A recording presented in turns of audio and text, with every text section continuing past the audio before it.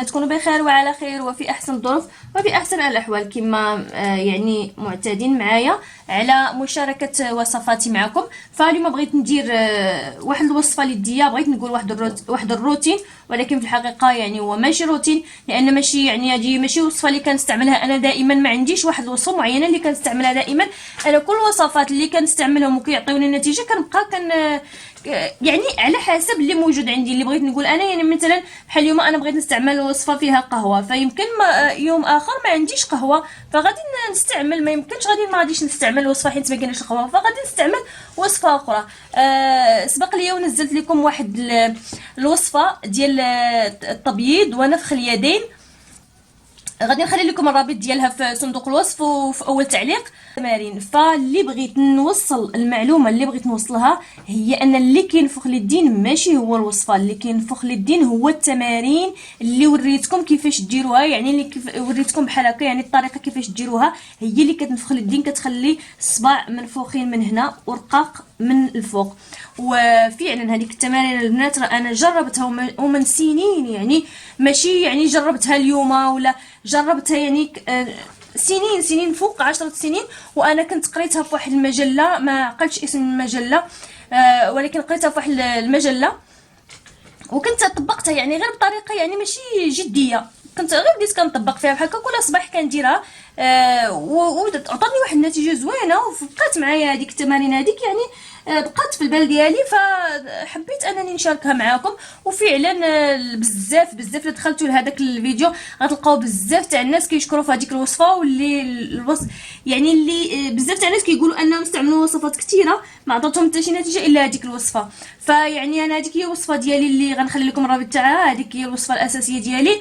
مي ولكن الا ما لقيتش يعني كما قلت لكم المكونات موجودين فانا كنبدل يعني بحاجه اخرى، فما يمكنش غادي نجلس انا ما كايناش وصفه ما عنديش.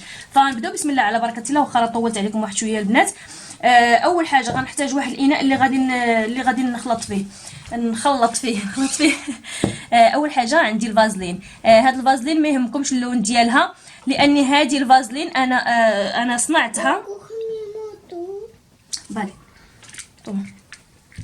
هاد الفازلين البنات انا صنعتها واللون ديالها احمر، لان انا درت فيها العكار الفاسي او يسمى بدم الغزال. علاش درت فيها هذاك العكار الفاسي او دم الغزال؟ لان ملي كديريها اليدين ديالك كتخليهم لك يعني حمرين، يعني عندهم واحد اللون وردي، وفي القدام ديولك كتخلي لك واحد اللون وردي، عاد كتحمي من التشققات. ودم الغزال عنده واحد حتى في الوجه ملي كتستعملها كتخلي لك الحناك ديالك ورديين، بالنسبه للناس اللي كيبغوا وجههم يكونوا مزنقين واحد شويه. فهذه يعني دم الغزال اللي فيها هو اللي عاطيها هاد الحموريه هذه. المهم غنخلي لكم الرابط تاع الفازلين، اللي بغى يصنع فازلين وما بغاش يدير فيها كاع دم الغزال فيديرها غير فازلين عادي يعني كما صنعتها انا وما يديرش فيها دم الغزال. فغادي تجيكم فازلين بيضاء. العين هذه عندي فازلين، وعندي قهوه. هذه غير قهوه عاديه البنات ماشي سريعه الذوبان، هذه قهوه عاديه اللي كتخرجوا من اللي كديروها في العصاره، وداك الشيء اللي كيشط لكم راه كيبقى هكا. الى ديك تخت اش كتقولوا ليه، تخت او الحتات ديال القهوه او التفل ديال القهوه. عندي ماء الورد. بالنسبه لي دابا انا غنستعمل الدين، فغنستعمل ماء الورد مغربي. انا عاده كنستعمل ماء الورد يعني مقطر ديال اللي كنشريه من هنا من اسبانيا، فانا غنستعمل دابا هذا مغربي. هذا علاش وريته لكم بالنسبه للبنات اللي كاينين هنا باش يشوفوه ويعرفوا كيفاش يشريوه. هذا كيتباع في البارافارماسي. وعندي طبيعه الحال سكر، انا جبت القرعه كامله حطيتها حدايا عندي سكر، وعندي زيت الزيتون، وعندي قطعه من الليمون للفرك. فغنبداو بسم الله على بركه الله. اول شيء غادي نخلط القهوه، وعندي ملعقه من القهوه. انا بلا ما نعبر كنشوف غير عيني ميزاني. ملعقه من القهوه وملعقه من السكر، ها هو السكر زدت عليها ملعقه من القهوه، وغادي نزيد عليهم الفازلين. ها هي الفازلين، غادي نزيد عليهم فازلين تقريبا هكا، قدر شي ملعقه ديال الفازلين. هانتوما كما كتشوفوا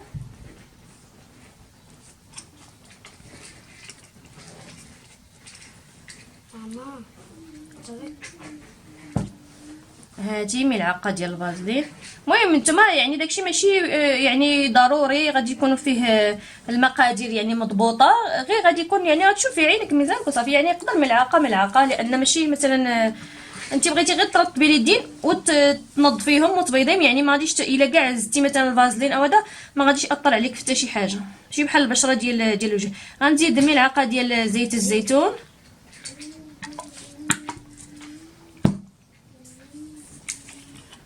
وغندير ملعقه ديال ماء الورد. غتبقى عندي قطعه ديال الليمون غنحطها جانبا، الا قدرت نحرك هنايا فهو احسن.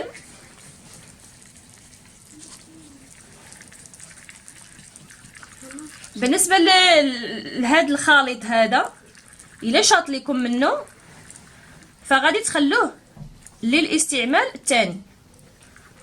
ها نتوما كما كتشوفوا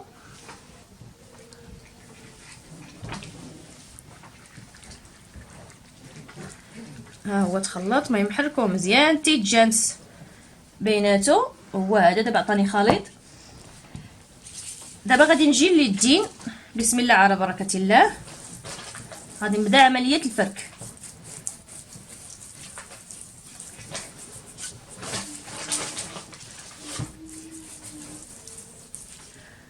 بحال هكا.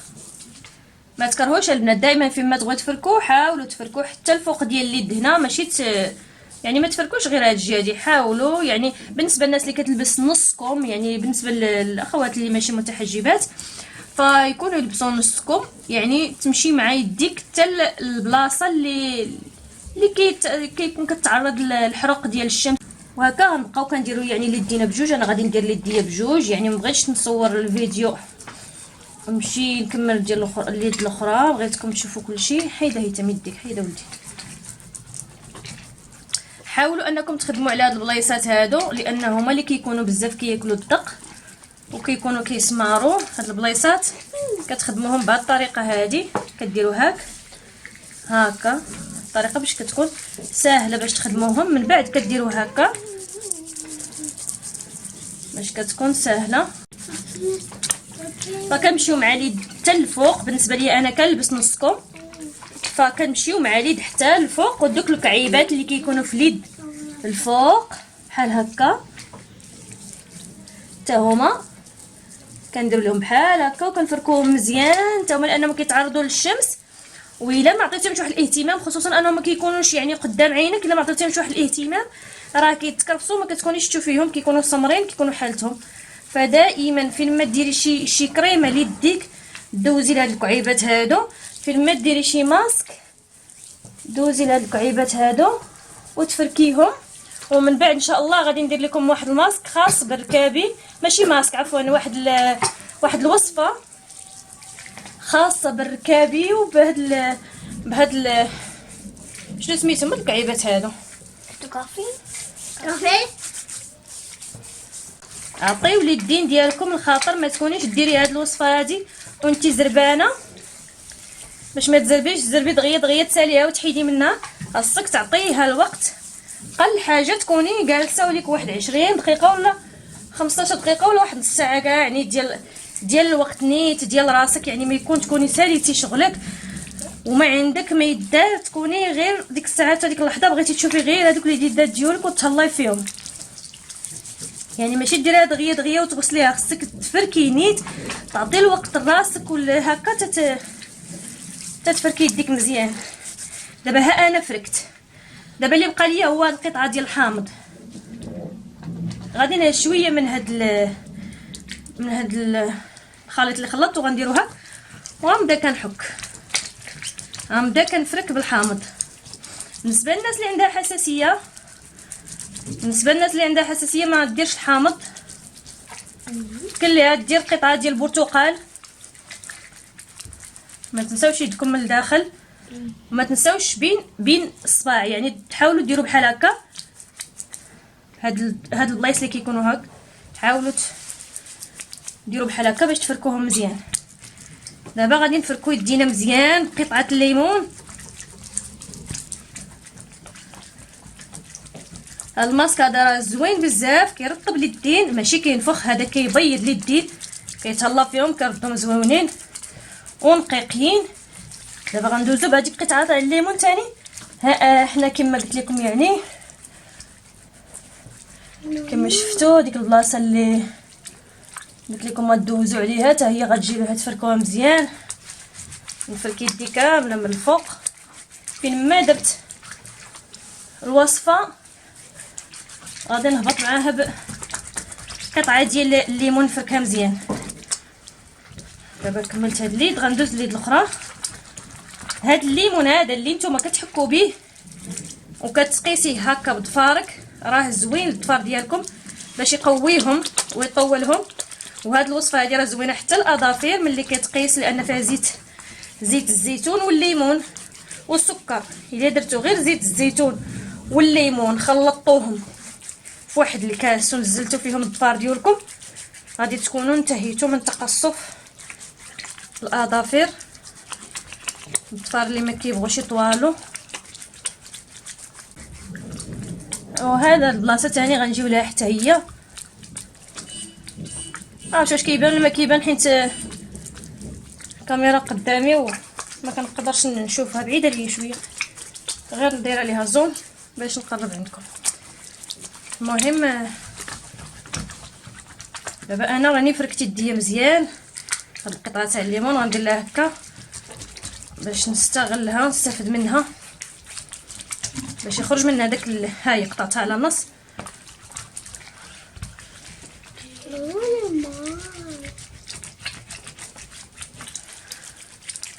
هاكا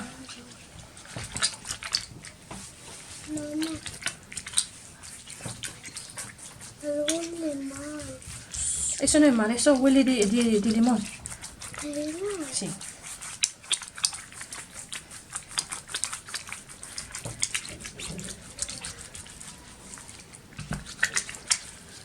صافي انا ساليت، هانتوما كما كتشوفوا يديا راه حالتهم، ولكن دابا غادي نغسلهم وغادي يولوا احسن من الاول.